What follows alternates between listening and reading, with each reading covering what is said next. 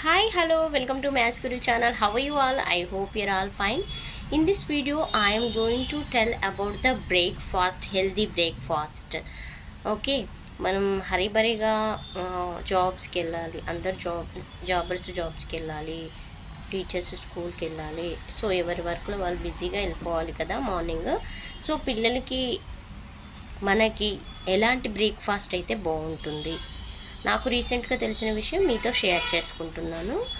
ఏంటి అది అంటే, యాక్చువల్గా అయితే మనం నార్మల్గా ఏం చేస్తాము, idli, puri, chapati, okay, vada, next bonda tiffin, ఇవన్నీ చేస్తాము. మార్నింగ్ బ్రేక్ఫాస్ట్కి తినేస్తాము, పిల్లలకి పెడతాం, మనము తింటాం కదా. సో ఇప్పుడు ఇందులో ఏది హెల్దీ, ఓకే, దాని గురించి షేర్ చేసుకుంటున్నాను. నాకు తెలిసిన నాలెడ్జ్ జస్ట్ మీకు షేర్ చేసుకుంటున్నాను. మీకు ఇష్టమైతే ఫాలో అవ్వండి, లేకపోతే లైట్ తీసుకోండి, ఓకేనా. సో నాకు తెలిసింది ఏంటి, ఈ మధ్యలో ఇడ్లీ, ఒకవేళ మనము టిఫిన్స్కి ఒక 10 పాయింట్స్ పెట్టుకుందాము, అంటే 10 మార్క్స్ లాగా. ఒక్కొక్క టిఫిన్కి ఎన్ని మార్క్స్ ఇవ్వచ్చు, ఎన్ని పాయింట్స్ ఇవ్వచ్చు, ఒక 10 పాయింట్స్ పెట్టుకుంటున్నాను.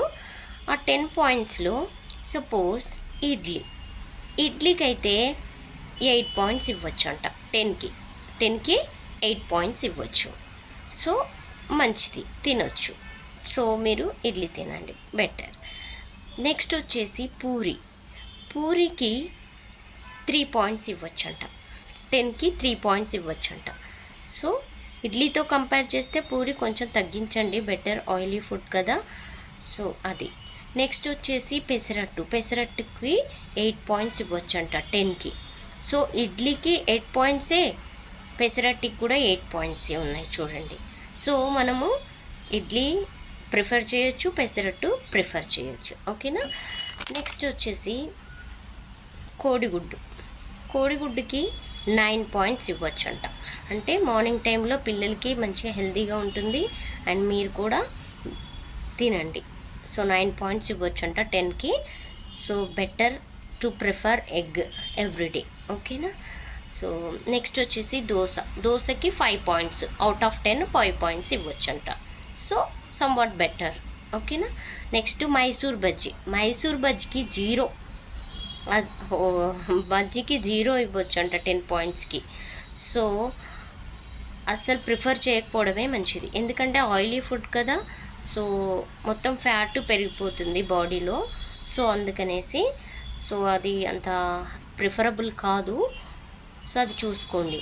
బట్ నేనైతే ఏం చేస్తానంటే, హరిబరిగా జాబ్కి వెళ్ళేటప్పుడు ఏం చేస్తాను, మోస్ట్గా బోండా ప్రిఫర్ చేస్తాను. బోండా టిఫిన్ తింటూ ఉంటాను, ఎందుకంటే టీచింగ్ కదా, ఎక్కువ అవర్స్ టీచ్ చేస్తూ ఉండాలి, అరవాలి పిల్లలతో.